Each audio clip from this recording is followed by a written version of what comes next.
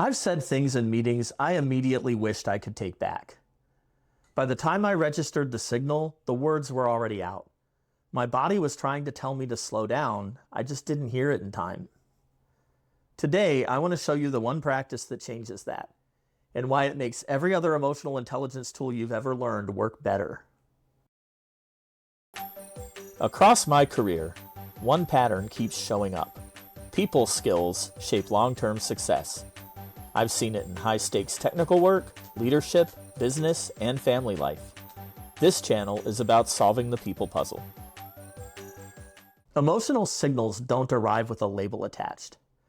They arrive as sensations, a tightening, a drop, a surge of energy racing upward, a weight somewhere in your chest.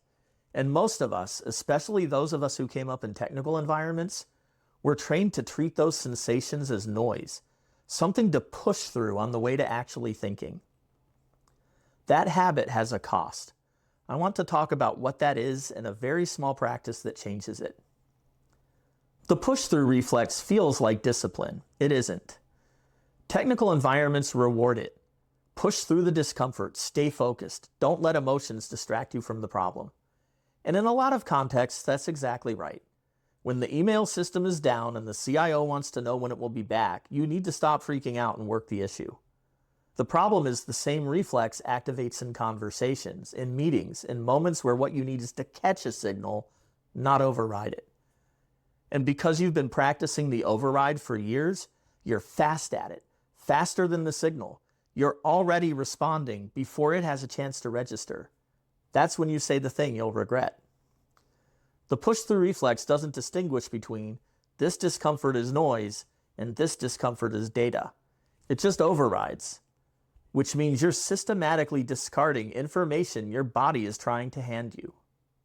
Catching the signal looks like this, at least for me. The signals don't announce themselves as emotions. What I actually notice is a physical shift, something changing in my body before my brain has assembled a story about why. The practice is almost embarrassingly simple. When you feel something strong, stop, maybe 15 seconds. Scan your body. Where are you carrying this? Chest, jaw, gut, behind the eyes? What does it actually feel like? Tight, heavy, hot, electric, hollow? Don't name the emotion yet. Just describe the physical texture like you're reporting on it. I've been doing this for a couple of years. At first I felt ridiculous, but over time I built up a personal library. Two patterns show up most often for me. The first starts as energy in my chest that moves upward into my head. My heart rate picks up, my thoughts start to race, I feel amped up. What that pattern almost always signals? I've started running with an idea and I haven't stopped to ask whether it's actually a good one. The second is almost the opposite. A dropping sensation from my chest down into my gut, followed by a tightening in my face. That one signals threat. Someone pushed back on something I care about, and I'm starting to treat feedback as an attack. I've been triggered by past workplace trauma, and if I don't get control of myself, I'll take it out on innocent colleagues. I stopped having to decode what I was feeling. I started recognizing it by its signature. You're building a lookup table. And it's yours, not borrowed from a chart or a taxonomy someone else made. It's your body's specific vocabulary. Where you feel anxiety isn't where I feel it. Doesn't matter. What matters is that you learn to read yours. That window between the signal and the response, that's what everything else hangs on. Box breathing, taking a beat before you respond, two-dimensional check-in on what you're feeling. These are all real tools. They work. But they all assume you caught the signal first. If you missed it, you're not going to start box breathing. You're already in motion. You've already said the thing. You're already committed to a position your body was trying to warn you about 2 seconds ago. When I look back at the moments I've said something I regretted, I can identify the signal I missed every time. A dropping sensation chest to gut, tightening in my face. My body was flagging threat mode. Slow down. Look for what's useful here. And I move through it because that's what the push-through reflex does. Body scanning is upstream of almost every other emotional regulation tool.